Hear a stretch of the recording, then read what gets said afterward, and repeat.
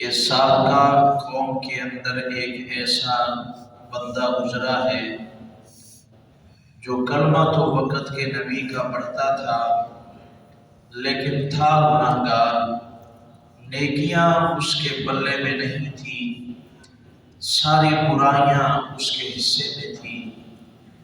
تو آپ صلی اللہ علیہ وسلم نے فرمایا کہ جب اس کا آخری وقت آیا، مرنے کے آثار نظر آئے، تو اس نے اپنی اولاد کو بلایا۔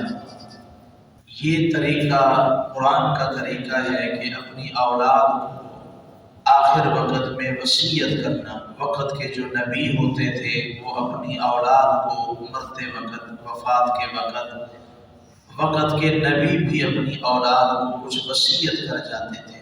دنیا کی وصیت نہیں ہوتی تھی نبیوں کی، جیسے کہ پہلے پارے میں آتا ہے قرآن پاک کے پہلے پارے میں کہ جب حضرت یعقوب علیہ السلام کے پاس موت آئی تو انہوں نے اپنے بیٹوں کو وصیت کی، اللہ کی توحید کی، کہ میرے بیٹوں، میرے جانے کے بعد تم کس کی عبادت کرو گے، تم کس کو اپنا رب مانو گے۔ تو نبیوں کی جو وصیت ہوتی تھی وہ زمین و جائیداد کی نہیں ہوتی تھی، بلکہ عقیدے کی وصیت ہوتی تھی کہ میرے مرنے کے بعد عقیدہ نہ بدلنا، میرے دنیا سے جانے کے بعد رب کوئی اور نہ بنا لینا، سیدھا جو راستہ ہے جنت والا، اللہ والا، اسی راستے کے پابند رہنا۔ یہ وصیت، اس طرح کی وصیت کرنا، یہ قرآن سے بھی ثابت ہے، اور چاہیے کہ اپنی اولاد کو بندہ وقتاً فوقتاً وصیت کرتا رہے۔ قرآن و حدیث میں اس کے بے شمار دلائل موجود ہیں کہ اچھی وصیتیں اولاد کو بندہ کرتا ہے۔ تو اس بندے نے اپنی اولاد کو بلایا اور کہا کہ تمہیں پتہ ہے کہ میرے حصے میں ساری برائیاں ہیں، میں نے کوئی نیکیاں نہیں کی۔ انسان کو نظر تو آ جاتا ہے، انسان نہ مانے اپنی ضد کی وجہ سے، اپنی اناد کی وجہ سے، اپنے ہٹ درمی کی وجہ سے نہ مانے کو ایک الگ بات ہے، لیکن ہر سمجھدار انسان خود اپنا مفتی خود ہے۔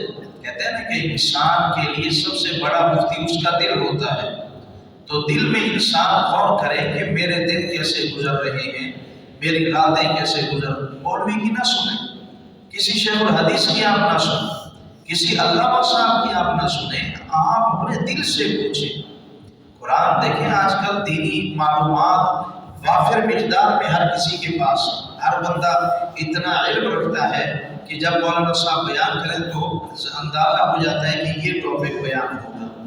تو اکثر باتیں آج کے مسلمان کے علم میں ہیں، پتہ ہے کہ سیدھا راستہ نبیوں والا ہے، گمراہی والا راستہ شیطان والا ہے، ہر بندہ سمجھتا ہے۔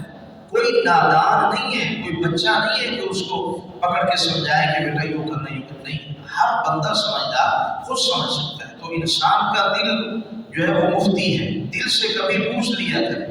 یہ اللہ والے ہوتے ہیں نا خانقاہوں میں، یہ کہتے ہیں سونے سے پہلے مراقبہ نفس کیا کرو، مراقبہ قلب کیا کرو، دل کا مراقبہ، کہ آنکھیں بند کرو اور سوچو صبح سے شام تک کتنے جھوٹ بولے، کتنی بد نظری کی، کتنی دو نمبری کی، کتنا فون پہ جھوٹ بولا، کتنا لوگوں کو دھوکہ دیا۔ صبح سے شام تک ساری وہ ریل چل کے آپ کے سامنے آ جائے گی۔ پھر اللہ والے کہتے ہیں کہ سونے سے پہلے ان گناہوں کی معافی مانگو۔ تو مراقبہ انسان اپنے اعمال کا خود کیا کرے، یہ ضروری ہے۔ اللہ والوں کو کوئی سینگ نہیں لگے ہوتے، وہ یہی ہوتے ہیں اللہ والے کہ سونے سے پہلے اپنا مراقبہ، اپنا محاسبہ کرتے ہیں کہ آج کے دن میں ہم نے کتنی اللہ کی فرما برداری کی، اس کے رسول کی کتنی فرما برداری کی اور کتنی بغاوت کی، سب انسان خود سمجھ سکتا ہے بھائی۔ تو اس بندے نے سوچا کہ میرے حساب سے تو میرے پاس ساری برائیاں، تو اپنی اولاد کو کہا کہ ایسا کرو، جب میں مر جاؤں تو مجھے آگ لگا دینا، جلا دینا۔ اچھا، جب میں جل جاؤں، میری سواں بن جائے، کیری بن جائے، تو پھر اس کو دو حصے کر لینا، ایک کو ہوا میں اڑا دینا اور ایک کو پانی میں بہا دینا۔ تو اس کو وصیت کے مطابق مرنے کے بعد ایسا کیا گیا۔ آپ صلی اللہ علیہ وسلم نے فرمایا کہ اللہ تعالیٰ نے اس کے وہ حصہ جو پانی کے اندر چلا گیا تھا اس کو بھی اللہ نے جمع کیا، اور جو ہوا میں اڑ گیا اس کو بھی جمع کیا۔ پھر اللہ نے پوچھا کہ ایسا تو نے کیوں کیا تھا؟ تو وہ بندہ کہتا ہے اے اللہ میں اس لیے کہ تیرے عذاب کے ڈر سے، کہ میرے حصے میں تو ساری برائیاں ہیں، جب میں اللہ کے سامنے گیا تو میرا جو حال ہو